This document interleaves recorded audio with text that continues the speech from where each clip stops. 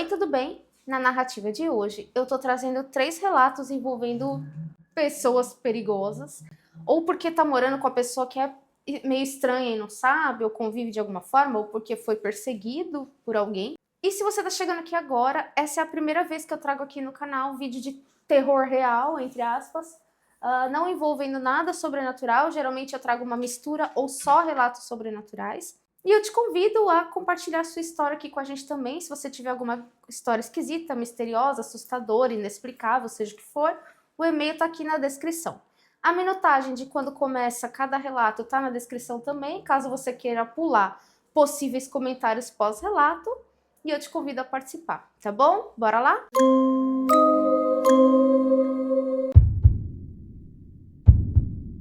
E o primeiro relato é uma moça que conta e ela começa assim. Em 1985, houve uma grande enchente na minha cidade natal.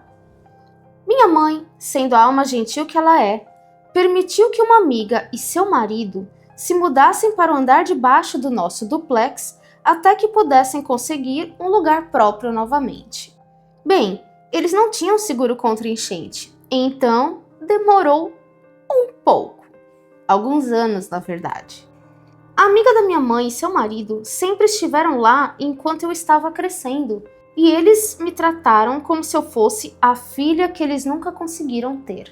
Ela era professora na escola da minha mãe, e ele era ministro batista. Minha família e eu nunca pensamos nada sobre me deixar sozinha com eles se minha mãe e meu pai precisassem sair. Eventualmente, o comportamento do marido ficou um pouco errático, mas eles conseguiram comprar a casa ao lado e finalmente, tendo economizado o suficiente, depois de 16 anos ou pouco mais do que isso, eles conseguiram se mudar. Não muito tempo depois de se mudarem, eles se divorciaram. E algumas semanas depois do divórcio, o agora ex-marido arrombou nossa escada externa, foi para o nosso porão, se escondeu lá e depois agrediu sua ex-esposa. Ela conseguiu entrar em sua casa e chamar a polícia. Então, claro, eles entrevistaram meus pais, já que ele havia se escondido em nossa propriedade. Mas a fechadura da escada externa estava arrombada, então eles sabiam que não tínhamos culpa nem nenhum envolvimento na situação. Achamos que isso seria o fim da história, mas não. Cheguei em casa algumas semanas depois e haviam 2 homens de terno conversando com meus pais. Meu pai se levantou e veio até a porta, me dando algum dinheiro e me dizendo para ir ao cinema. Quando voltei, os homens de terno tinham ido embora e descobriu-se que o tal fulano nunca tinha sido ministro batista. Na verdade, ele havia fugido de um grupo de trabalho prisional no sul e estava mentindo para sua ex-esposa e para os meus pais o tempo todo que ele morou no estado. Conclusão: a melhor amiga da minha mãe se casou com um homem que dizia ser ministro batista, mas na verdade havia fugido de um grupo de trabalho prisional.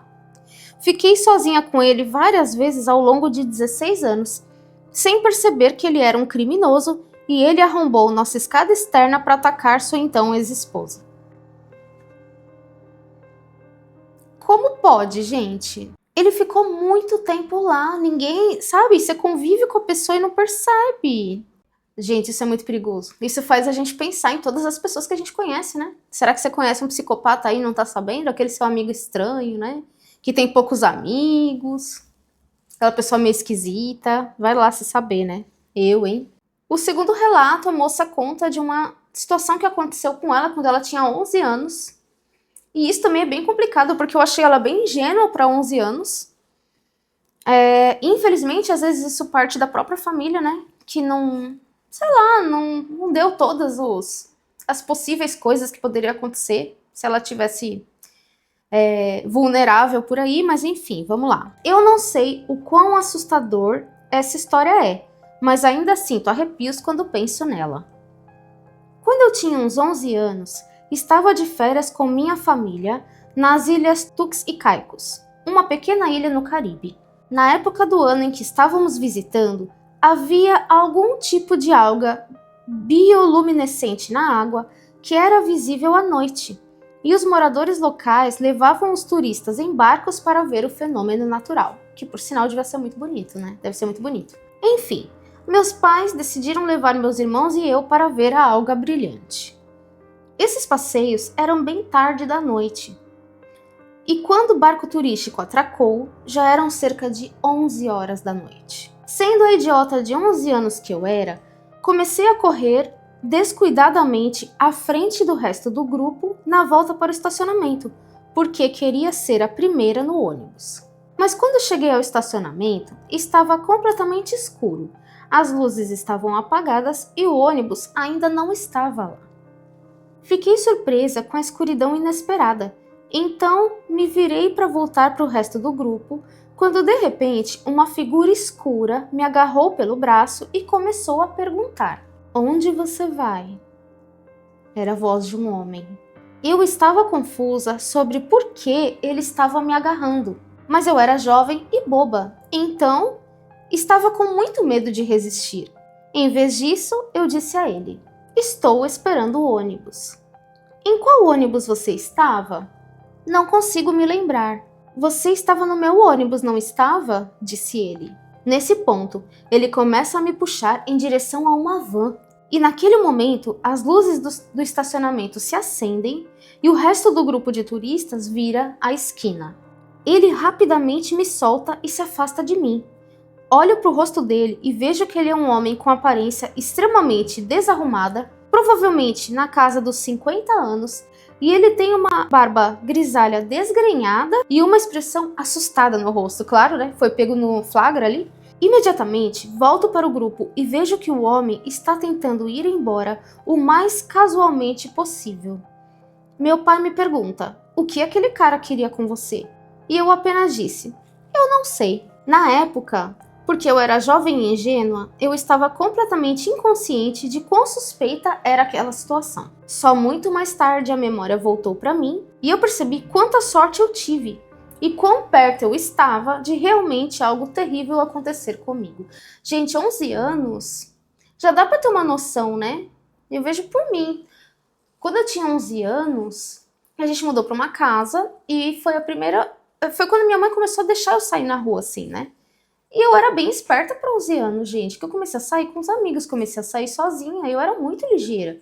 Porque a minha mãe sempre falava 1 milhão de coisas, do tipo: "Ah, não deixa ninguém encostar no seu corpo, mesmo se for mulher." Sabe aquelas coisas? Não aceita bala de estranho. Tudo que poderia acontecer, ela sempre falou pra mim desde pequena. Então, tipo, você fica mais ligeiro. Eu acho que às vezes os pais, sei lá, não imaginam que vai acontecer uma coisa assim. E enfim, acaba não... Olha, são 4 relatos, eu achei que eram 3. São 4. Bom, enfim. O terceiro relato é sobre um colega de trabalho muito esquisito. É um cara que conta, vamos lá. É aquele tipo de pessoa que você acha que é estranho e depois descobre que tem motivo, é estranho mesmo. Eu costumava trabalhar na Circuit City no meu primeiro ano de pós-graduação, antes de ela ser liquidada.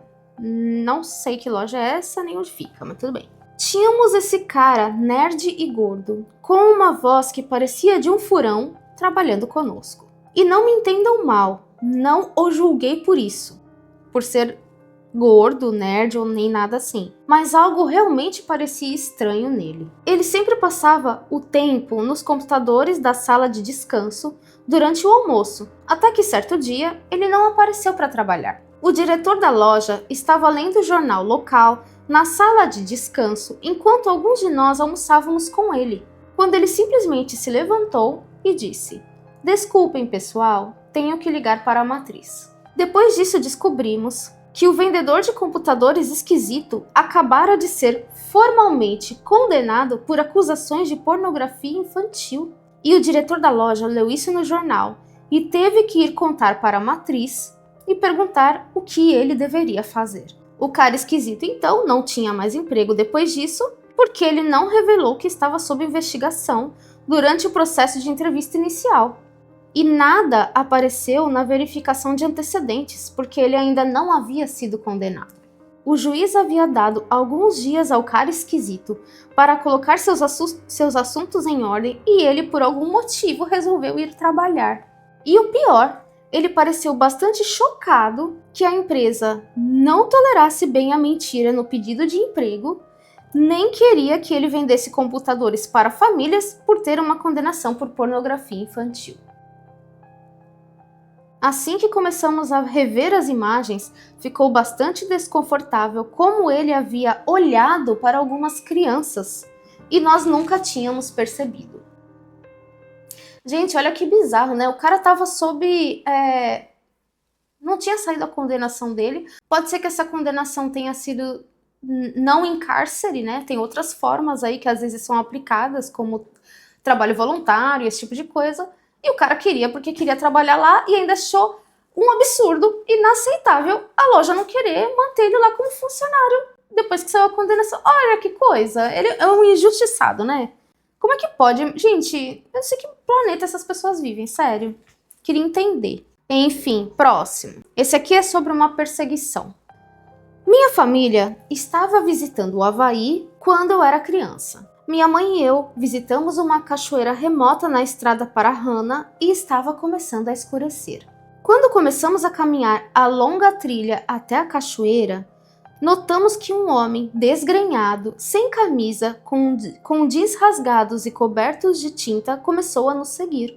No início, estávamos a cerca de 100 metros dele, mas à medida que nos aprofundávamos na floresta, ele começou a se aproximar de nós.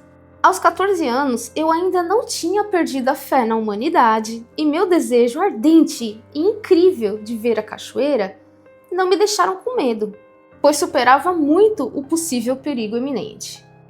Nesse ponto, o homem estava a apenas 6 metros de nós e eu podia ouvir seus passos cada vez mais apressados. De repente, eles param. E quando me virei para ver o que estava acontecendo, vi as costas dele desaparecendo na floresta densa ao nosso lado. Legitimamente assustados nesse momento, minha mãe e eu optamos por nos virar. Estávamos a cerca de 800 metros do estacionamento naquele momento e não havia uma única alma por perto. Eu poderia dizer que minha mãe estava ficando assustada quando começou uma corrida leve. Isso me assustou pra caramba e meu coração começou a bater tão forte que eu podia senti-lo em meus ouvidos. A caminhada rápida se transformara em uma corrida completa e eu me viro só para ter certeza de que ele não reapareceu, o que, graças a Deus, era verdade, ele não reapareceu. Eu me viro para encarar a trilha e lá está ele na nossa frente, só que desta vez ele está olhando para nós. Ele também está caminhando em direção ao estacionamento, mas está muito, muito devagar. Comportamento estranho, né? Minha mãe não para, e até hoje não sei porquê, mas passamos correndo por esse homem e voltamos para o nosso carro. Ele não disse uma palavra quando passamos por ele, e nunca esquecerei o olhar sinistro que ele me lançou quando passamos. Chegamos ao carro e voltamos ao nosso quarto de hotel. Conclusão? Minha mãe e eu fomos perseguidos por um possível psicopata durante uma caminhada e de alguma forma, provavelmente, conseguimos evitar um assassinato ou uma armadilha. Gente... Eu não sei o que... Assim... Só o fato de você ser perseguido por uma pessoa esquisita, mal vestida, aquela coisa que você fala assim... Porque até aí tá mal vestido... Isso não tem a ver com da pessoa ser pobre. Às vezes, né? Isso seria um preconceito você dizer que a pessoa, né? O problema não são as roupas, o problema eu acho que é o conjunto da obra, né? Porque a pessoa tava num comportamento muito estranho. Primeiro ela, tipo, começa a correr como se estivesse te seguindo, começa a te perseguir. Você percebe que a pessoa tá te seguindo. Aí daqui a pouco você olha, ela tipo tá entrando no meio do mato ali, como se estivesse te cercando. Aí na hora que você corre de volta pra trás, você olha, a pessoa tá lá na sua frente de novo. Gente, não, eu acho assustador. Vai lá você saber o que essa pessoa ia fazer, né, com uma mulher e uma criança. Apesar que ele tinha 14 anos, ele falou aqui, não era tão pequeno, mas você não sabe se o cara tá armado. Você não sabe, pode ser um psicopata realmente, pode ser um cara que só queria assaltar eles, ver se eles estavam com alguma coisa de valor, mas enfim. Coisa boa não deveria ser, né? A partir do momento em que você está sendo perseguido, coisa boa com certeza não é. Se você gostou, deixa o seu like, se inscreve para não perder outros vídeos como esse. E não esquece de mandar a sua história pra gente contar aqui no canal. Pode ser sobrenatural ou não. Vamos com a gente participar. Tchau!